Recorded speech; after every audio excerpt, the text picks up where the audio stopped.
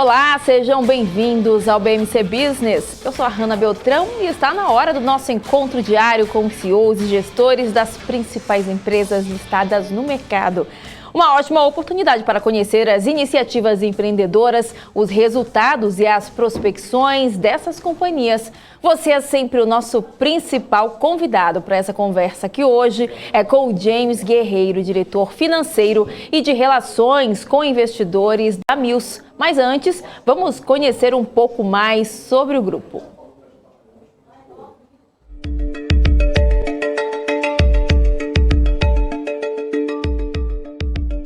A Mills lidera o mercado há quase 70 anos e é pioneira na locação de equipamentos para a execução de trabalhos em altura e para a construção de alta complexidade. A empresa foi fundada em 1952 e nesse mesmo ano fechou a sua primeira grande obra, a cúpula da Catedral da Sé, em São Paulo. Depois atuou na construção de Brasília, do Maracanãzinho, da Ponte Rio-Niterói e da usina de Itaipu. A Mills está posicionada estrategicamente em mais de 30 endereços no Brasil e é a maior empresa de locação de plataformas aéreas da América Latina e a maior empresa de soluções de engenharia para construções de alta complexidade no Brasil. A companhia trabalha com a venda, aluguel e distribuição de plataformas aéreas, geradores, compressores de ar e torres de iluminação. Também oferece alocação de vendas de formas, escoramento para construção civil, com projetos de engenharia, supervisão e opção de montagem. A Mills tem cerca de 1.500 funcionários e está listada na Bolsa desde 2010.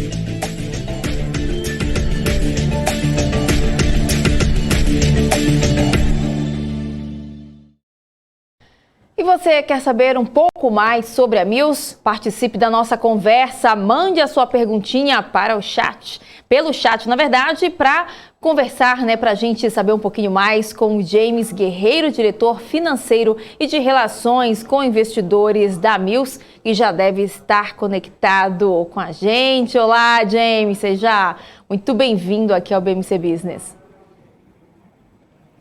Oi, Ana, boa noite pessoal. O prazer é todo meu, nosso aqui da Mills, e belíssima apresentação que vocês fizeram aí da companhia, um belíssimo resumo aí, ficou bem legal. Muito obrigado. Obrigada, e já sabe como é que funciona, o espaço é todo seu, a gente vai tendo essa conversa, esse bate-papo, que é em função do investidor, para que todo mundo conheça a fundo um pouco mais a companhia. Pode ficar muito à vontade aqui.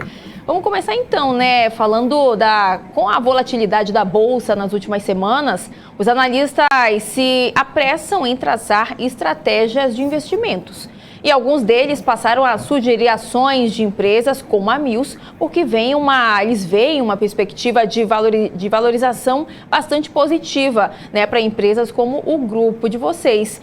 Na sua visão, o que a companhia tem que justifica análises tão otimistas como essa e por que o investidor deve incluir Mills na carteira?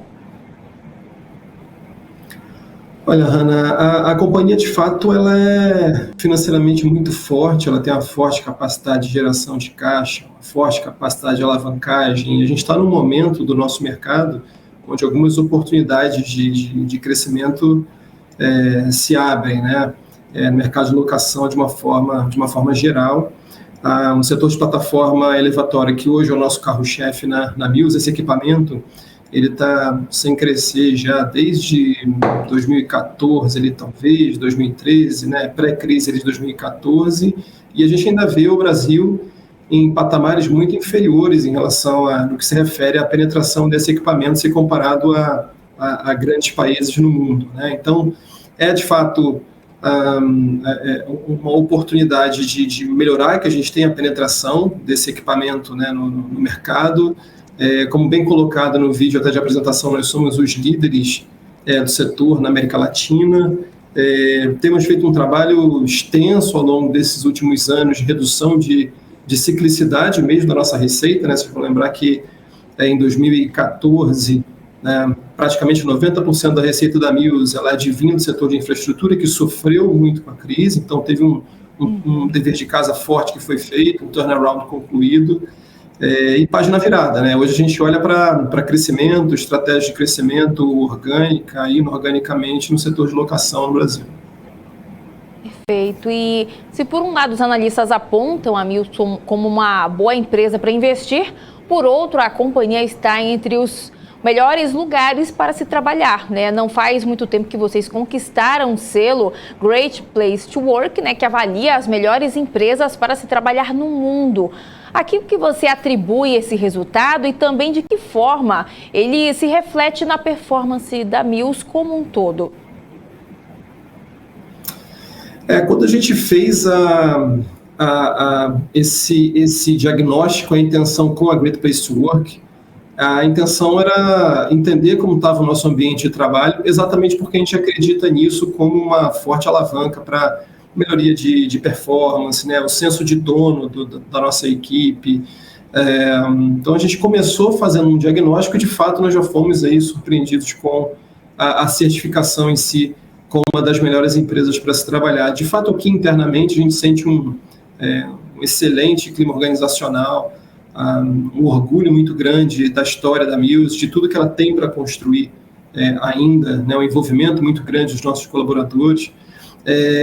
E esse ambiente inclusivo, né, com os mais variados perfis, eles enriquecem sempre a discussão e reenergizam a gente também para voltar no dia seguinte e fazer mais, fazer cada vez melhor. Então, de fato, foi uma surpresa positiva para a gente. A intenção, como eu falei, era a gente fazer um diagnóstico para continuar evoluindo. Serve como um diagnóstico de fato, né? Quem já fez esse tipo de trabalho sabe que sempre tem oportunidade, mas a gente também ficou muito feliz, muito orgulhoso de já ser certificado na largada, né? Perfeito. E a Mills também é uma empresa, né, com mais de 60 anos no mercado, né, 68 anos no mercado. Mas antes da gente seguir a nossa conversa, queria pedir para você explicar um pouquinho como é que funciona o modelo de negócios da companhia, né, para quem ainda não conhece, né, conhecer um pouco mais, entender os serviços que a Mills oferece. Pode ficar à vontade, o espaço é todo seu. Legal, Hannah. Atualmente, nós temos basicamente duas unidades de negócio, né? A Rental, que corresponde a 85% da nossa receita aproximadamente, onde o equipamento, o carro-chefe dela é a plataforma elevatória que foi bem colocada no vídeo de abertura, né? Sobre a Mills. Nós locamos esses equipamentos para os mais variados tipos, perfis de clientes no Brasil inteiro. Nós temos mais de 35 filiais, devemos fechar esse ano com aproximadamente 42 filiais, o ano que vem com aproximadamente 50 filiais, ou seja, então tem uma história aí de crescimento orgânico também que a gente está buscando, né, com a abertura de novas filiais. E esse equipamento, para quem não conhece, ele serve para qualquer serviço, trabalho em altura, né? A gente tem equipamentos de 19 pés até 180 pés, equipamentos elétricos, equipamentos da diesel. Agora, numa compra que nós fizemos, nós já incluímos equipamentos híbridos também nesse pedido. Nós temos a maior frota da América Latina de plataformas aéreas e somos a 25ª companhia no mundo, né? Junto com o serviço de locação, nós também prestamos um serviço de suporte técnico e também trabalhamos com a venda desses equipamentos, né? A Mills ela tem outros equipamentos também, compressores, geradores, torres de iluminação, na unidade de rental, mas tem um percentual não relevante da receita, né? O carro-chefe, de fato, é a plataforma elevatória. A nossa outra unidade de negócios, a construção, que é o berço da Mills, né, onde a Mills praticamente nasceu lá em 1952. Ela hoje loca formas e escoramentos, sistemas especiais para grandes obras de infraestrutura no Brasil. Corresponde ali a aproximadamente 15% da nossa receita de locação, e passou por um turnaround muito forte também, né? Ela sofreu com a crise lá de 2014 e agora já está, enfim, não consome mais caixa, já break-even, já olhando também para a eficiência dela, né, eficiência interna. Uhum. E eu também queria te perguntar agora sobre o efeito da pandemia nos negócios da Mills. A gente sabe que muitas empresas, né, algumas até fecharam por causa dos impactos da Covid-19 e a construção civil foi uma das poucas atividades que não foram obrigadas a parar durante a fase mais crítica no ano passado. Mesmo assim, a empresa sentiu os efeitos da quarentena e, caso vocês tenham sentido tantos efeitos assim, quais foram? Você pode detalhar para a gente? Claro. Sim, a gente sentiu pontualmente, separando a análise aí nas duas unidades de negócio, a construção que eu citei por último, ela sentiu menos, por isso que você colocou, né? A infraestrutura, ela sempre figurou como uma atividade essencial nos planos de governo, né, de enfrentamento da crise, nos governos estaduais, no governo federal. Então, ela, de fato, ela sentiu menos essa crise causada pelo Covid-19, né? Outros setores, eles naturalmente sentiram mais, né? Se a gente olha eventos, serviços, né? Hotelaria, então a gente percebeu, lógico, um impacto maior nesses setores. O ponto de inflexão foi no mês de maio, né? E a partir de junho, a gente já começou um movimento de retomada mais forte, já encerrando ali o terceiro trimestre do ano passado, quase já no patamar pré-crise, e fechando o ano de 2020 com crescimento, apesar, né, do PIB negativo que a gente viu no ano, né? Então, de uma certa forma, até o que a gente viu com essa crise comprova um pouco o sucesso desse movimento da companhia de redução de ciclicidade ao longo do tempo, né? A gente teve um crescimento em relação a 2019, enquanto a gente teve uma redução de PIB no ano de 2020. E, James, a Mills atende a um portfólio variado de atividades com locação e venda de equipamentos para vários setores, né? O impacto da pandemia na empresa foi homogêneo ou afetou áreas e clientes de ramos específicos? Mais de ramos específicos mesmo, Ana. Assim, eventos sofreram demais, a gente viu. De uma certa maneira, ainda não, a gente sabe, né, ainda não voltou na sua plenitude, alguma coisa começa a voltar, mas com ocupações ainda bastante reduzidas. Hotelaria também foi outro setor que sentiu bastante, né, aviação, tudo que a gente viu também. Infra já menos, indústria sentiu um pouco naquele momento inicial, voltou rápido. Então, de uma certa forma, essa diversificação da receita que a companhia trabalhou ao longo dos anos, ela serviu para mitigar o impacto, né? Assim, não estar concentrado em um determinado setor nos ajudou a passar muito bem por essa crise e vem nos ajudando também no próprio ano de 2021 a ter uma performance ainda melhor. E falando agora em relação ao primeiro semestre do ano passado, né, que foi especialmente desafiador para a Mills, mas vocês conseguiram encerrar o ano com um caixa de 170 milhões de reais. Quais foram as estratégias, né, que a companhia usou para sanear as contas, né? De fato, Ana, a gente terminou com caixa líquido de aproximadamente 170, se não me engano, bruto, quase na casa de 400 milhões. A gente... tiveram várias ações, né? Desde aquelas mais operacionais mesmo, então renegociação de algumas contas com fornecedores, né? O uso de alguns incentivos que o governo deu de postergação do pagamento de determinados encargos, suspensão de investimentos. Infelizmente, né, como nós não sabíamos ainda a extensão da crise, foi uma decisão dura que a gente teve que tomar, né, de suspender os investimentos para preservação de caixa naquele momento, né? Renegociação de dívida, alongamento de dívida, emissão de novas dívidas, ou seja, a gente termina 2020 com um volume de dívidas até parecido, um pouco, de uma certa forma, porque a gente terminou 2019, não tem uma alteração muito relevante, mas uma dívida com perfil já mais alongado e mais barata que a dívida anterior, né? A gente, até por não saber os impactos do que aquilo causaria no mercado de crédito ou que oportunidades aquele momento poderia trazer para a gente optou realmente por ficar com caixa mais forte e também está pronto para começar 2021, né? Então, acho que essas foram um pouco das atividades, das ações principais, né, que a gente adotou para preservar a caixa e fomos muito bem sucedidos nesse sentido. Perfeito. E James, tem pergunta agora de um telespectador, o Felipe Marietti, perguntando o seguinte: quais são os clientes da Mills? A gente tem, eu posso falar um pouco de perfis de clientes, né? Assim, a gente tem clientes nacionais, então grandes mineradoras, siderúrgicas, né? Automotivas, são clientes nacionais. Falando de segmentos, a gente perpassa ali por quase todos os tipos de segmentos, Felipe, se é construção, se é indústria, serviços, comércio, enfim. E clientes também que são mais regionais, né, mais locais. Esse perfil de atuação é muito claro, né? Além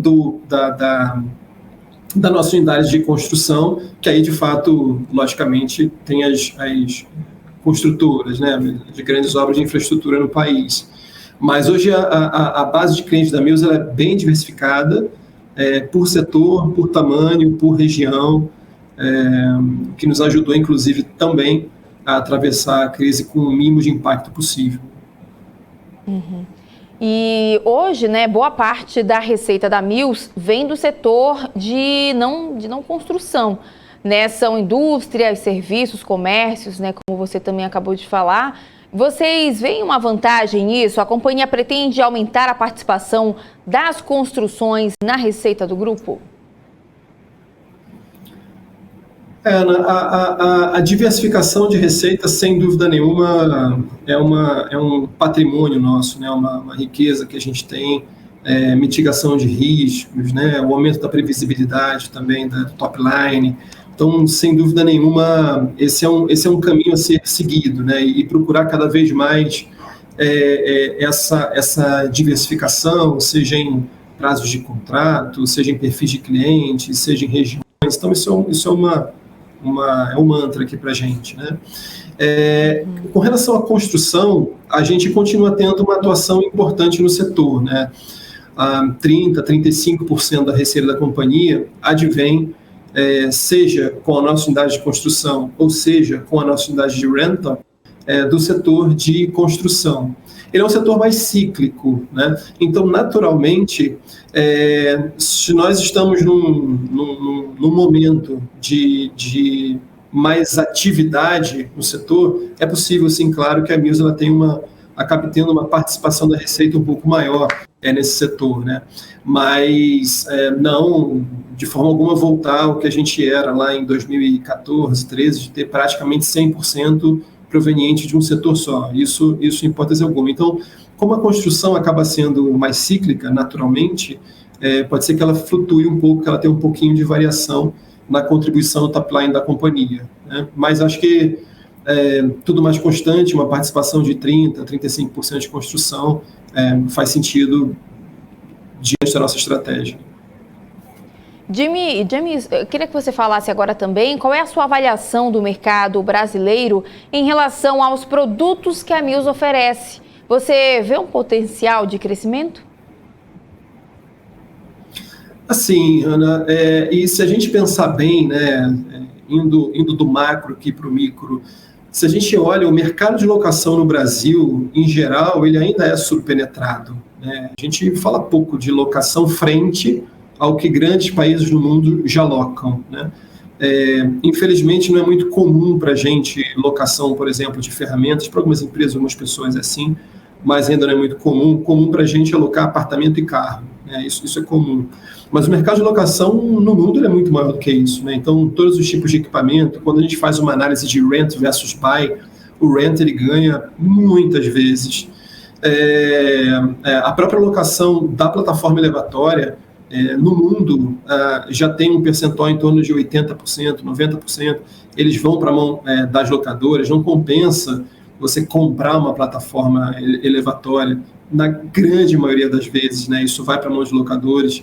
É um produto que precisa ser penetrado, e outras ideias de locação também precisam ser penetradas, né? Então, sim, vejo um mercado crescente, né, de locação no Brasil, e também do nosso carro-chefe hoje, que é a plataforma elevatória, que já está nesse patamar há bastante tempo, né? A gente já sente hoje, a bem da verdade, uma pressão para alocação de máquinas, né? Isso permanecendo significa dizer que em 2022 já tem que ter uma entrada maior de máquinas no país para dar a vazão à demanda, né? E até por conta disso, nós anunciamos, inclusive, no fechamento do terceiro trimestre, uma compra de até 1.290 equipamentos, parte deles para crescimento, parte deles já para iniciar um processo de renovação de frota, mas olhando também, logicamente, um pouco para crescimento do ano que vem, né? Então, sim, a expectativa é positiva em relação ao mercado. Uhum. E em 2020, né, no ano passado, a Mills precisou reduzir investimentos para preservar a liquidez. Como é que vocês estão agora em relação aos planos da companhia? Vocês já retomaram e também quais são as prioridades agora para a Mills? Legal, sim. A gente já retomou. Ano passado, o principal que nós suspendemos foi realmente os investimentos nos nossos equipamentos, infelizmente, mas é o que a situação pedia. Colocamos, né, como eu falei há pouco, a questão dos novos pedidos de máquina, que vão chegar em 2022, e também retomamos um projeto importante de aumento de disponibilidade dos nossos equipamentos, que era para ter sido feito também no ano 2020, e, enfim, por tudo que aconteceu, nós também acabamos postergando para 2021. Então, a companhia ela volta a investir na sua frota atual, ela volta a investir em abertura de filiais, ela volta a investir em crescimento de frota, novas tecnologias, investir em tecnologia, trabalhar para melhorar a experiência do cliente, melhoria dos nossos ambientes mesmo de trabalho. Então, sim, de fato, a companhia está no molde agora de investimentos que gerem melhoria de experiência do cliente e melhoria do retorno para a companhia. Perfeito. E tem mais perguntas chegando aqui. Agora, vamos lá. O Diego Custódio perguntando qual o período médio que o equipamento fica alocado para o locador e como é que é feito o contrato. Legal, Diego. Boa pergunta. Eu vou responder separando aqui pelas unidades, né? Rental, que é o carro-chefe, a gente tem contratos que são de longo prazo, talvez aproximadamente ali uns 20% dos nossos contratos são de longo prazo, um ano ali ou mais. 50%, 50 e poucos por cento, ele vai girar, no que a gente chama aqui de médio prazo, ele vai girar em 4 meses, 5 meses, vai girar por ali. E 25%, 20% ele gira no spot de fato. Ela é uma alocação de curto prazo, gira no mês. Então a gente tem um giro importante. E o que nos dá, quando a gente compõe tudo isso um pouco, um prazo médio ali da rental, da plataforma elevatória de aproximadamente 5 meses, por ali, tá?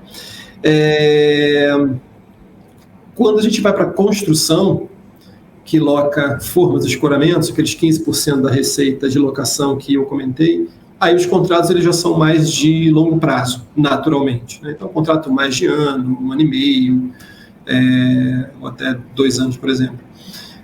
Então, do carro-chefe, que é a plataforma elevatória, eu diria que uma média vai considerando todos os prazos aí de 5 meses, talvez não mais de 6, e de construção mais de 1 ano. Perfeito. E falando agora, qual é o foco de crescimento da Mills hoje? A aposta maior é em M&As ou no crescimento orgânico?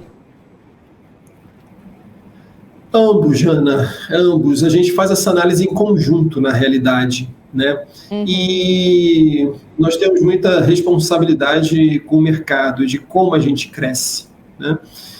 Então, tem determinados movimentos que faz mais sentido inorganicamente, né? Então, a gente anunciou recentemente uma operação que está ainda sob avaliação do CAD, que é inorgânica. A gente esse já teve o close, né, uma outra operação de praticamente uma startup de low-level access, são plataformas de uma altura assim, um pouco mais baixa, para trabalho um pouco mais baixo, né, em altura.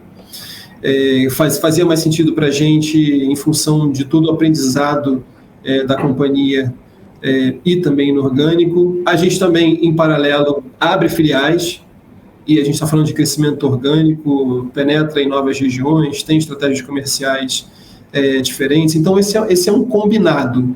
A gente faz isso organicamente e inorganicamente. A companhia ela vai caminhar, faz sentido caminhar, os grandes players do mundo também fazem isso, faz sentido caminhar das duas formas, tá? Perfeito. Tem pergunta aqui agora da Aline Salles Loyola, perguntando quais são os concorrentes da Mills. Legal, Aline. A gente tem um player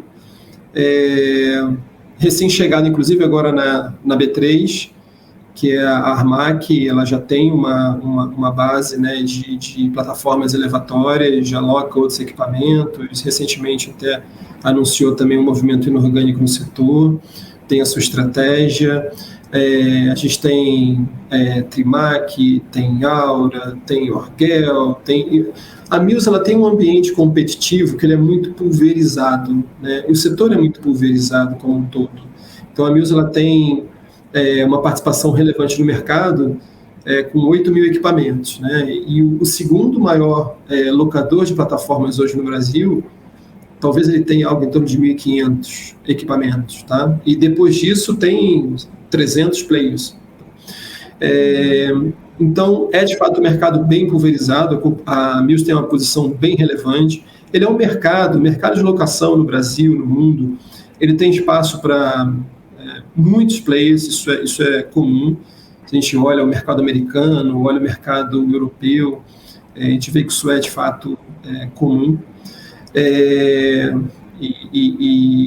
Mas esses são os principais em termos aí de... Quero ser injusto aqui com algum concorrente que eu não citei, mas basicamente a mensagem a Mills ela tem uma liderança isolada no setor de plataforma elevatória, e aí depois a gente tem um segundo colocado e com 1.500 equipamentos e aí outros 300 players. Maravilha. E a Mills também tinha planos de abrir de 6 a 8 filiais nesse ano, né, de 2021. Essa meta ainda está mantida? E também quais seriam as regiões e a quantidade também, se você puder falar um pouquinho, dar um spoiler para a gente? Legal. Sim, a gente pretende terminar esse ano com 42 filiais. A gente pretende realmente conseguir abrir essas 8 filiais. E terminar o ano que vem avançando com mais 8 filiais ali, mais ou menos organicamente, né, com 50 filiais. Como a gente tem uma presença, né, que eu comentei, a gente tem uma 20%, 25% da nossa receita de giro. É um negócio que a proximidade também com o cliente, ela importa, né, ela faz sentido. Então esse footprint nacional, ele também é um diferencial nosso, está próximo do cliente, oferecer a solução adequada, né? Tá se reinventando de todas as formas para oferecer cada vez mais a melhor solução para o cliente de uma forma rápida, ágil, com um SLA adequado, com um nível de confiabilidade no equipamento adequado. Então faz sentido para a gente, de fato, aumentar esse footprint. E se vocês olham grandes players no mundo, né, como a United, uma United Rentals, ela tem, não sei, talvez 1.000 filiais. Então é um jogo realmente de footprint nacional.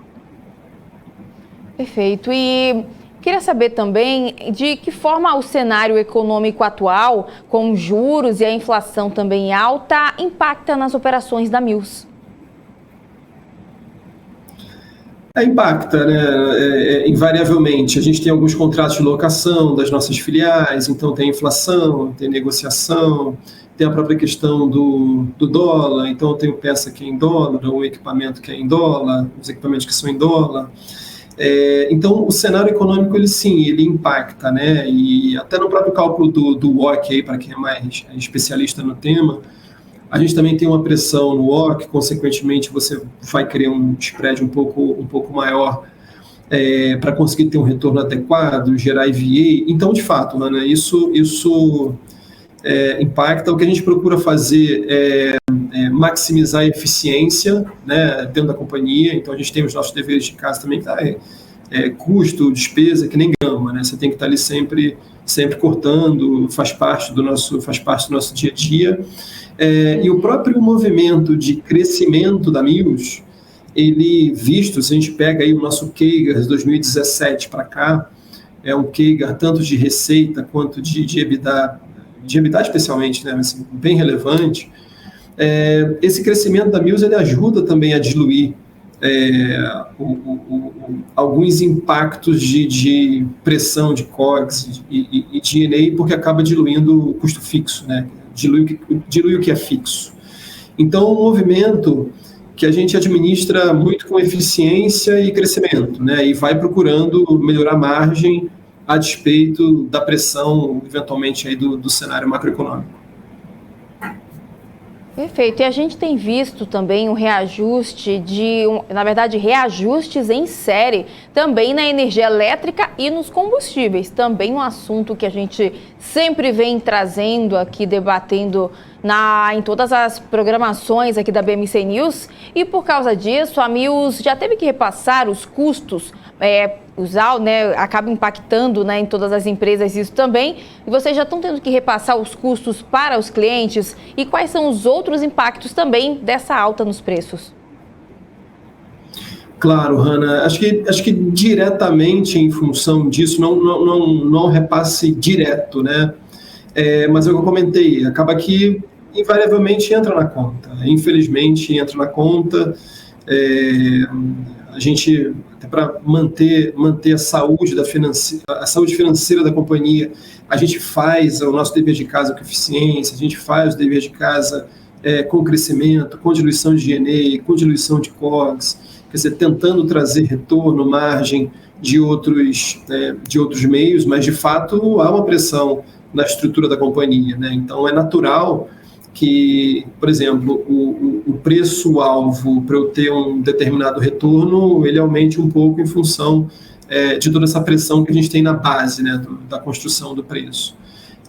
Então, não diretamente e isoladamente em função disso, mas sem dúvida nenhuma, isso entra na conta, né? Assim como a gente também acaba pagando a conta também dos nossos fornecedores e aí a cadeia inteira, né?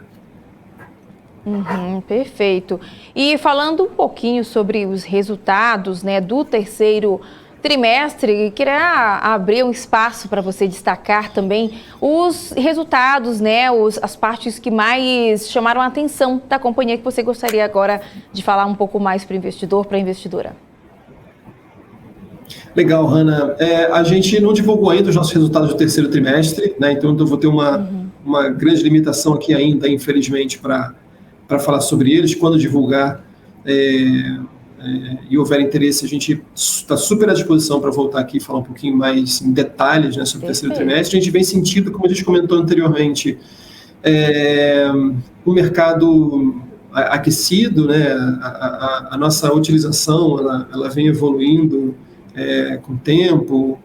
Foi assim no primeiro TRI, no segundo TRI, né, a gente sente um ambiente bom de negócio na companhia hoje. A companhia ela está capitalizada, né, e assim a gente vê também no resultado do 2T, ela está capitalizada, ela é geradora de caixa, ela tem uma forte capacidade de alavancagem, ela virou a página de um turnaround, e de fato olha para, como agora maximizar o nosso total shareholder return, né, como a gente consegue maximizar isso.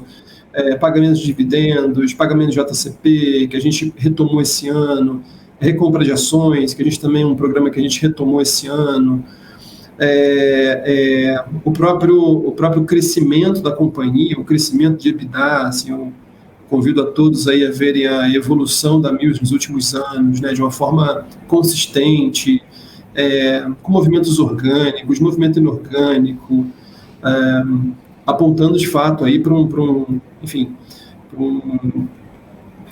a resultados positivos, né, no ano de 2021, de forma geral. Mas, mais uma vez, eu fico super à disposição para caso vocês queiram, quando anunciado aí o resultado do terceiro trimestre, voltar aqui com vocês para falar um pouco mais em detalhes aí da performance da companhia. Tá ótimo.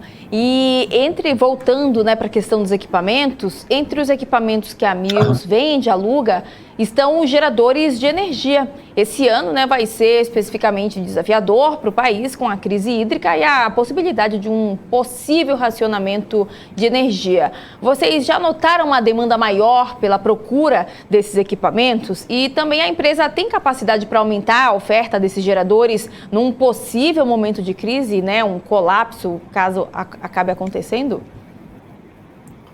Hanna, sim, a gente vê uma demanda maior por esse tipo de equipamento, tá? Estrategicamente aqui hoje na companhia, ele é um equipamento que ele compõe um pouco o nosso portfólio para oferecer para os nossos clientes. A gente atende grandes indústrias, né? Sem dúvida é um setor que a gente olha também com carinho para avaliar se faz sentido um movimento mais forte, né, para dentro desse tipo de equipamento, né? Assim como a gente olha para compressor, ou torre de iluminação, ou outro que a gente ainda não tenha no portfólio, né? Acima de tudo, a mesma companhia de locação. E aí os equipamentos podem ajudar bastante a oferecer, né, uma melhor solução para os nossos clientes, aumentar o share of wallet também. Então, sim, faz sentido. A gente, em termos de capital, a companhia sim está pronta para fazer. Acho que ainda não surgiu uma grande demanda para a companhia em termos de geradores para a gente avançar nesse sentido. A representatividade hoje da receita de geradores é muito pequena na Mills, tá? Mas não significa dizer que ela também não possa aumentar um pouco caso surja uma oportunidade para a gente, né? Então, a gente olha para o setor e sim, a gente percebe uma atividade um pouco maior no que se refere a geradores. Uhum. E, James, a indústria, de forma geral, tem tido dificuldades também nesse momento de retomada com o fornecimento de suprimentos, peças e componentes. Isso é um problema para a Mills? Como é que vocês estão trabalhando em relação a isso? Ele é um ponto de atenção, sim, Hanna.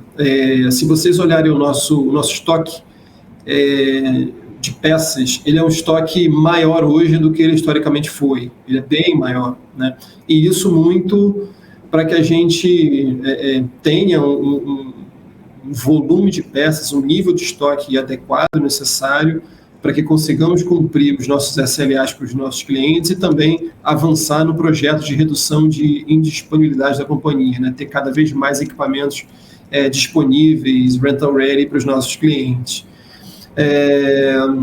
Então, essa foi uma estratégia que a gente traçou. Naturalmente, a expectativa é que esse lead time volte a ficar em patamares razoáveis, então que a gente volte a adequar o nosso estoque aí ao longo do tempo, né, olhando principalmente o ano que vem, né, a gente já está quase no final desse ano, mas principalmente o ano que vem. E da mesma forma, o lead time de equipamentos também é muito forte, né, o que fez com que a gente colocasse um pedido já em 2021 para 2022, o que naturalmente, se os equipamentos estivessem na prateleira, né, como se diz, a gente não teria feito dessa forma. Então, a gente está procurando se antecipar realmente para conseguir atender a demanda do nosso cliente e o crescimento do mercado. Perfeito. Esse foi o James Guerreiro, diretor financeiro de Relações com Investidores da Mills. James, queria agradecer bastante a sua participação aqui no BMC Business. Os investidores gostam bastante de conhecer a fundo, né? Eles gostam desse bate-papo mesmo com a empresa, com os representantes da empresa. E já sinta-se convidado também para voltar para a gente conversar mais um pouco, tá bom? Com certeza, Ana, vai ser um prazer muito bom para a gente também poder falar um pouco do nosso setor, um pouco da Mills. Então, a gente está sempre aqui à disposição de vocês. Obrigado pelo tempo, um abraço a todos. Um abraço, tchau, tchau. Bom, Tchau, tchau. E eu vou ficando por aqui, mas lembrando que você também pode acompanhar as notícias do mercado nas redes sociais da BMC News pelo nosso Instagram, @bmc.news, e também pelo nosso portal, com a atualização minuto a minuto de tudo o que está acontecendo no mercado nacional e internacional, porque só aqui na BMC News você tem informação que gera valor. Até a próxima. Tchau, tchau.